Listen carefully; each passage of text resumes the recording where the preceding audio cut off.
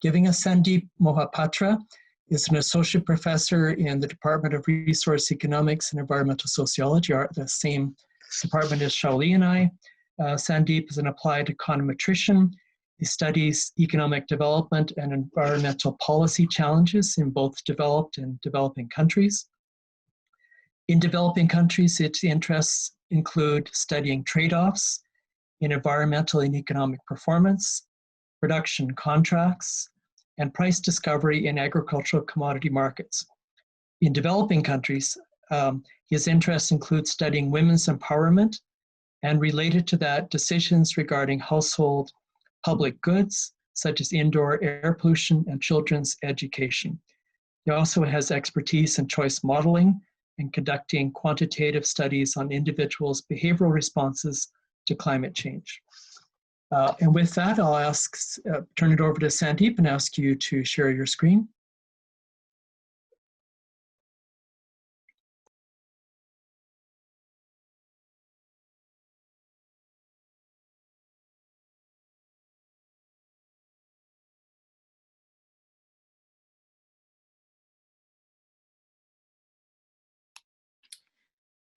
Thank you, Brent, for the nice introduction. Thank you, Shaoli, for a really nice talk. And thank you to the participants and students for joining this session. I'm going to talk about gender differentiated impact of crisis in developing countries and what lessons can be drawn for COVID-19 preparedness. Here is an outline of my talk. I'm going to begin with an overview of COVID-19's global economic impacts. Then I'm going to talk about COVID-19's gender differentiated impacts. Then I'll talk about how, in the absence of actual post-COVID data, analysis of historical data using advanced statistical modeling can help inform gender differentiated COVID-19 recovery policies. I'll conclude by giving you an example of this approach using data from countries in South and Southeast Asia and in West Africa. Throughout, our focus will be on developing countries. I'm not going to go too much into facts and figures, which I have posted as background reading, which can be very helpful for you to have that at the back of your minds as we go through this lecture. So first of all, let's start with the economics of COVID-19. What kind of macroeconomic event is COVID-19? Let's start with that question. So we have to remember that typically economic downturns are caused by one of these shocks: a demand shock like the 9/11 event, a supply shock like the 1990s oil price spikes, or a financial market shock like the 2008 crisis. So according to Triggs and Karras, this is COVID-19 delivers all of these shocks simultaneously. So because we see aggregate demand has shrunk due to lockdowns very clearly, there are supply disruptions in global value chains, and most production happens through these GVCs or through these global value chains. And we already see increased stock market volatility, macro and micro level liquidity crunches all over the world. Let's talk about the economic growth impact, that is the effect on GDP growth because of this, what is called a triple shock. According to projections by the IMF, the global economy is projected to contract by 3% in 2020. So here in this graphic, you have GDP growth rate in percentage terms in the vertical axis. In 2019, the growth rate was 2.9%. The projection for 2020 is that the global growth rate, the growth rate of the global economy is going to become minus 3%. And they predict that there is going to be recovery in 2021 to 5.8%. This is with the assumption that COVID-19 is going to fade in the second half of 2020, and policies, government policies can restore economic activities aggregate demand back to pre-crisis levels, okay? So this number in red, this -3%, is something that I'll focus on. That is a GDP contraction. So GDP contraction is nothing but a negative growth rate. And this is projected for most economic regions around the world. For instance, the US is projected to grow in 2020 at -5.1%. Canada, -6.2%. Okay. Even worse outcomes are expected for developing countries because poor countries have low healthcare capacity, poor governance during a crisis or a shock, smaller fiscal multipliers, means the bang for a buck of government investment is not very high. And monetary policies have very weak transmission. You can change interest rates at the federal level, but at the local level for that to trickle down is difficult. Further, another fact, within developing countries, the consensus in policy circles is that the impact of COVID-19 will negatively and disproportionately fall on women and girls. Okay, this is something that is talked about now. So some of the reasons why we think that women are a specific group to think about negative impacts, some of the reasons they're very clear.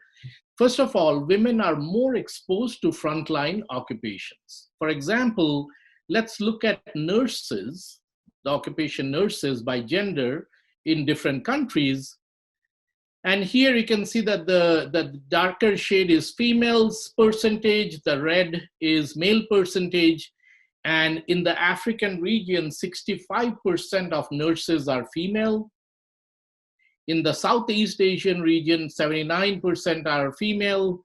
And in North and South America, 86% of nurses are female. So what this tells you, right, and there are other frontline occupations, what this tells you is that the greater exposure to COVID-19 increases women's vulnerability, but also casts them as agents of change during recovery. The second reason for focusing or thinking about women as being particularly hit is that women are more affected by school closures and sick care burdens. Let's look at some patterns for what would rationalize that. Let's look at, for example, the female to male ratio of time in unpaid household work. Okay, the sources are written right below here. And I've taken some of the countries from West Africa, from Asia, and compared it to India, compared it to US and Canada, just to get an idea here. So in Mali, so this gives you the countries, this gives you the ratio, okay? You can see that in Mali, women do 17 times more housework than men. In India, 10 times more. In Bangladesh, 4 times more. In US, 1.6 times more. In Canada, which is 1.5 times more, okay?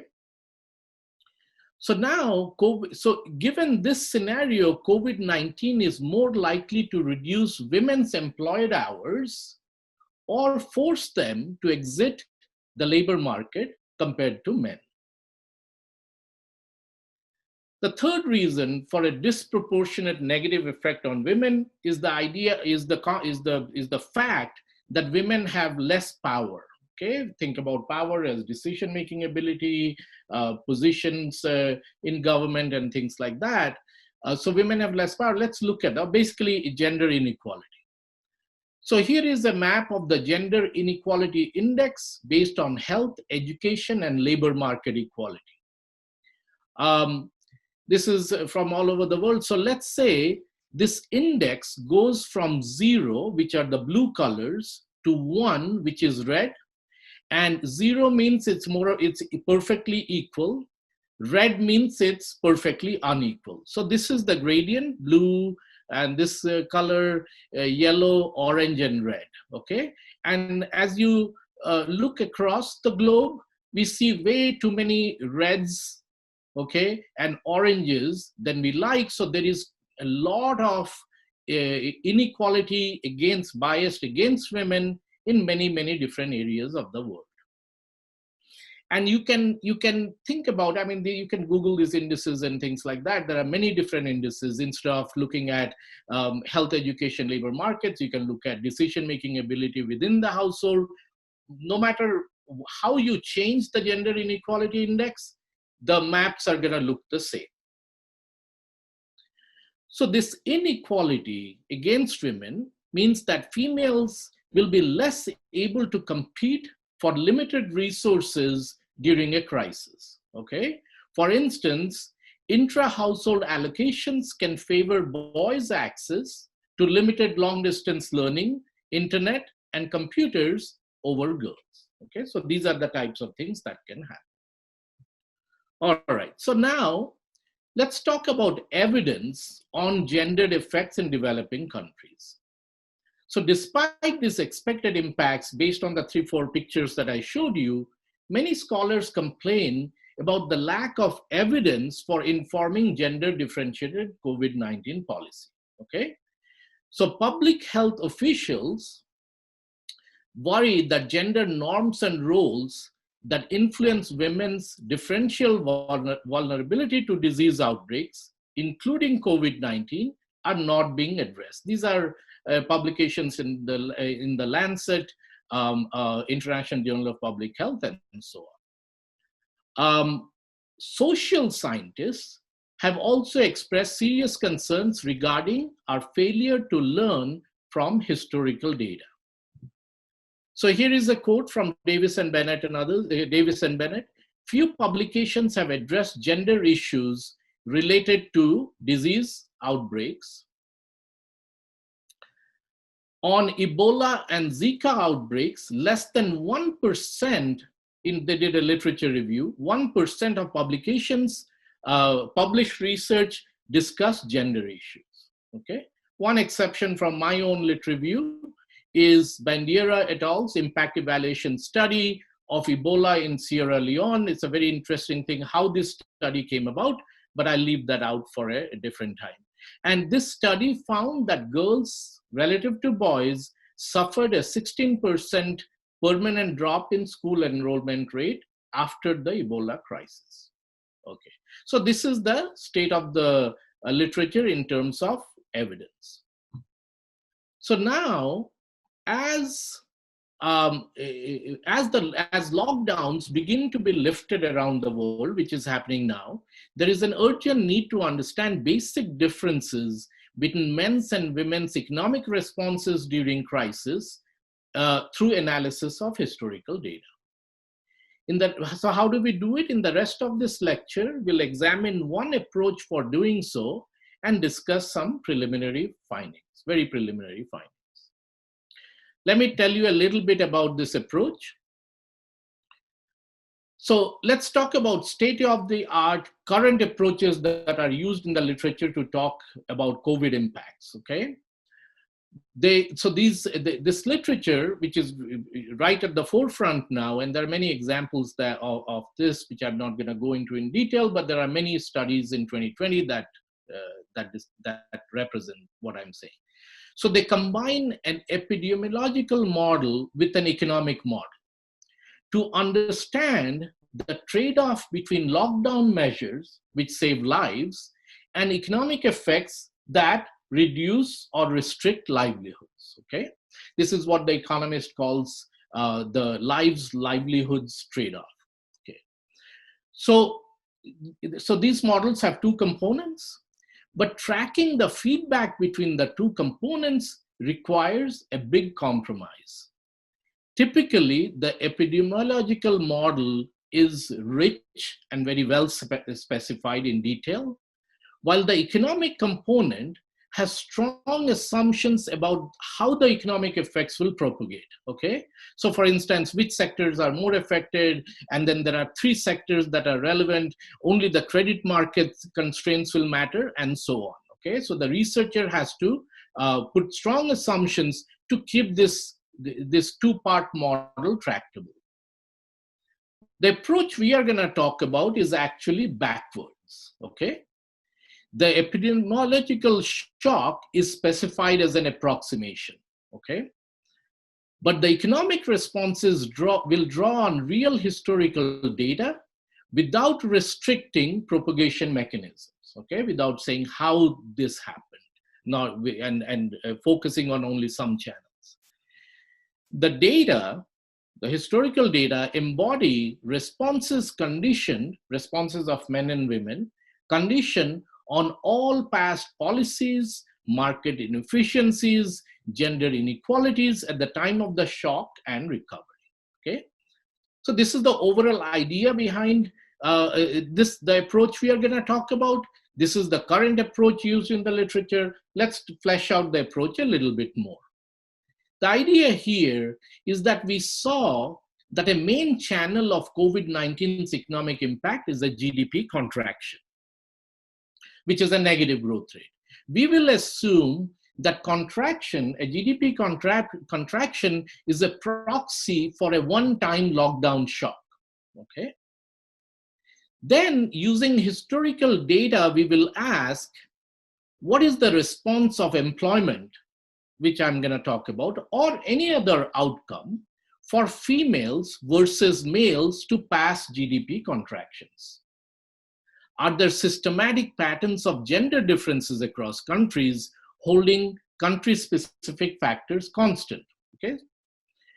Are the gender differences persistent, or is there recovery over time as the contraction or crisis subsides? Now, to do this, we need data sets, and we have to remember we are in the world of second bests, and it's very hard to get time series data on developing countries, but there are some possibilities, some of which I have explored, and one of them is the World Development Indicators from the World Bank, and that's what I'm going to focus on today. But there are other data sets like the DHS surveys, NSO surveys that can be stitched together, but I'm going to talk about WDI data sets, and the exercise is based on that. So what I do is that we look at country level panel data, right? So many countries, and they go from 1991 to 2019, and it's an unbalanced panel. The first region I focus on is South and Southeast Asia, and there are 11, and I'm going to refer to that as Asia. There are 11 countries in this sample, the Asia sample, which is India, Bangladesh, Sri Lanka, Thailand, ... Nepal, and Philippines. Then I also have a sample from West Africa, okay? There are 5 countries in here. These are the countries that were most affected by the 2014 Ebola outbreak to make the approximation of the shock closer to a pandemic, okay? That's Guinea, Liberia, Mali, Senegal, and Sierra Leone. Okay, given this approach, let's talk a little bit about the model.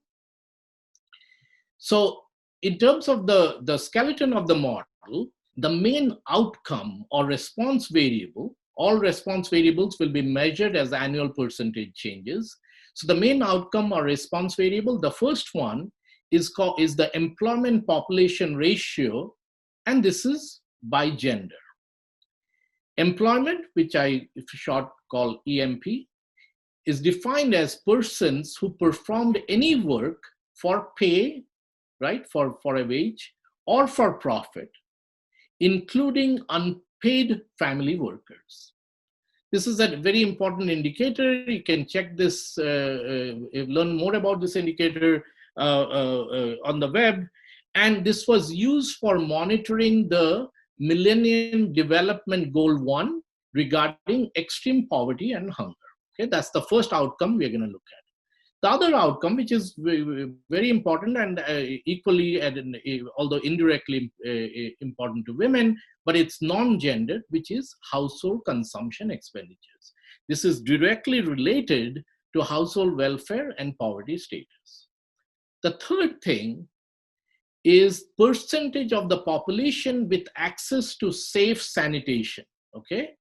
This indicator, according to a recent UN 2020 report, is access to safe sanitation is regarded as fundamental to fighting COVID-19. It's also used to monitor SDG Goal 6 or the Sustainable Development Goal 6 on clean water. Okay, so 3 outcomes that we are going to consider, and the main impact or crisis variable is a GDP contraction in the Asia sample, okay, and the indicator for a negative growth rate, and GDP contractions after the Ebola outbreak in West Africa, because that makes the approximation of the shock closer to a pandemic shock, okay? So a little more, again with the model, a little more technical details here. It's an intuitive and economically sound statistical model, is based on a study in the American Economic Review in 2008 on the impact of banking crisis and civil wars using panel data across countries by Serra and Saxena, 2008. So the way to describe this model is employment or other outcome is a function of or depends on 3 things. 1, past values of the outcome, okay, or lag values. So the first thing employment depends on is employment lags, and this controls for all other determinants of employment. All other means other than the shock that we are looking at, the contraction effect. Okay, everything else other than the contraction is captured by employment lags. The second thing that employment depends on is contraction, and that is an indicator variable for negative growth. And this variable captures immediate effect of contraction on the outcome. What happens right away within a short time period. The third thing that employment depends on is again contraction. This variable contraction lags, okay? And this contraction lags captures delayed effect of the contraction. If you want to see the equation for this is employment, okay, for country I in period T, and this is number 1, employment lags, this is number 2, contraction, and this is number 3, contraction lags, okay? That is it. It's a very straightforward specification. And any technical details you have questions on, we can discuss later on. Just one note, in the estimation, we get rid of all country-specific effects on outcome, right, using something called fixed effects. So the main idea is that the gender differences that we identify or the patterns of household expenditure responses we identify are not specific to any country, but are general for that entire region, okay? And again, computation of some things in this model are extremely tedious and intensive. So I acknowledge Serra and Saxena's original Stata code, which I adapted for this problem. The results I'm going to show you are called impulse response functions, and they're basically graphs where the outcome, okay, whatever outcome we are looking at is on the y-axis, okay, outcome on the y-axis, and time is on the x-axis, and this is the response due to a GDP contraction, as simple as that. So let's first look at employment response to GDP contraction in South Asia, okay? These are the graphs. Let's just get used to what we see here. The vertical axis has employment response in percentage terms. The horizontal axis is time. And there are 2 graphs, okay? I draw the orange line here to mark where the 0 is, so that this is a negative impact like that, right? And the red line is the female employment response, and the blue line is the male employment response, okay? So this is the thing, and we are gonna look at what the story this tells us. This is for South Asia, okay? So I'm gonna put my little notepad over here. We know employment response over time. So first thing, notice with the size of the green arrows that female losses are greater than male losses, okay? And in fact, they are more than double within 5 years after the shock, okay? This is a little gap and this is a very big fall. And one thing I should mention, the dotted lines are 90% confidence intervals, okay? But let's just follow the red and the blue for now.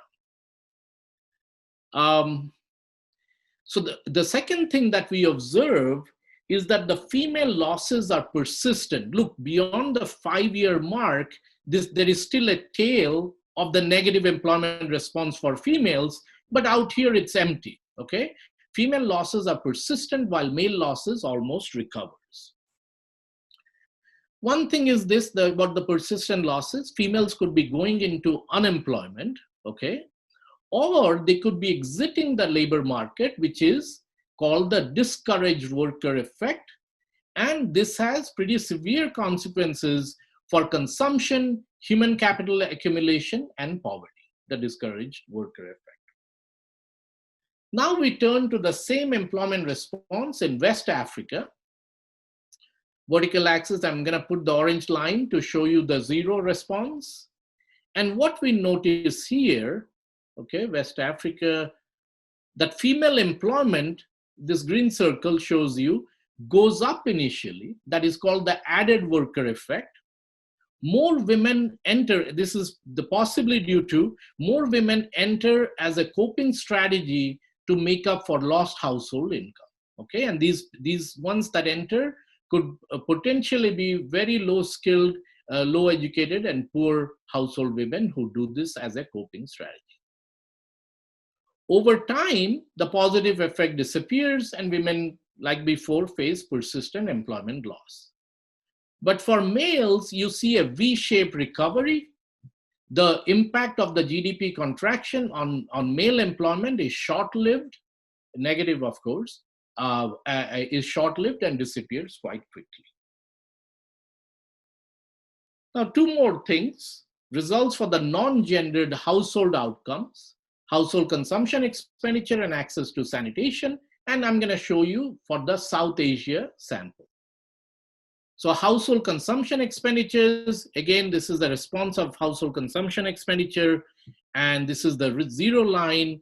And what we see, right, this is time, that consumption decreases significantly over the, you see that from 0 to 5, over the 5-year mark, and then it recovers, okay? So it is an indicator, directly has information that household consumption is falling, but this has immense implications for poverty, because the consumption elasticity of poverty is very high in developing countries. What does that mean? That when for example, in India, the elasticity is 2.07, which means when consumption falls by 1%, the poverty rate rises by 2.07%, okay? So what this finding ultimately tells you is that during the contraction, our results imply that millions of households are added to poverty post-crisis. Finally, I want to show you the response of percentage of population that have access to safe sanitation. And here again, orange line marks the zero. This is time. And you see a striking and sustained decline, right? Striking and sustained decline in the percentage of population who have access to safe sanitation due to the contraction, okay? And this has especially important implications for COVID-19 containment policies. So here are some conclusions. COVID-19 effects expected to be larger for women and girls. Analysis of historical data can aid the current models that I described about epidemiology plus economic model and projections. Analysis of historical data can complement, it can uncover nature of gender differences and help COVID-19 recovery policies stay ahead of the crisis.